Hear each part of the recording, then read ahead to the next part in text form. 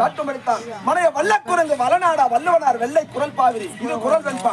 அந்த காலத்து இல்லத்தரசிகள் நெல்லை குரலிலிட்டு குத்தும் போது பாடு நின்ன செய்யும் வீட்டில் வளர்க்கப்படும் பறவைகளும் கண்ணுறங்குமா.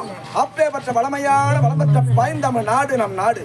புல்லின் நுனியின் மேல் திணை அரிசியோட சிறிதாக உள்ள பனிநீர் பெரிய பனமரத்தின் அளவான நிகழை காட்டுவது போல் திருவள்ளுவரால் பாடப்பட்ட குரல் வெண்பா மிக பெரிய பொருளை தன்னுள் கொண்டுள்ளது என்று கபிலர் எடுத்துரைத்தார்.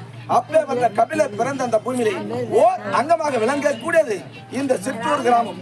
இந்த சிற்றூர் கிராமத்திலே ஏழ்மை குடும்பத்தில் மாணிக்கத்திற்கு மகனாக பிறந்து விஜயன் என்று பெயர் பெற்று ஏழ்மையான நிலைமையில் நேர்மையாக வாழ்ந்து வருகிறேன்.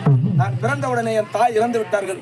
அந்த நாள் முதற்கொண்டு நாளொரு மேலே பொழுதொரு வண்ணமாக எடுத்து வளர்த்து ஆளாக்கி விட்டார் என்னுடைய தந்தை.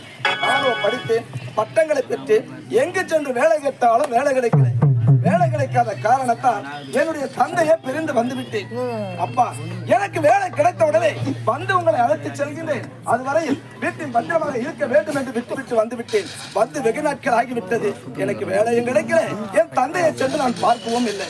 சரி சரி, வேலையை தேடி தேடி என்னுடைய உடலோ அயர்ந்திருக்கின்றது. அதனால் அதோ தெரியும் அந்த பாயடைந்த மண்டபத்தில் சற்று நேரம் ஓய்வெடுத்து விட்டு பிறகு சென்று வேலையை தேடலாம்.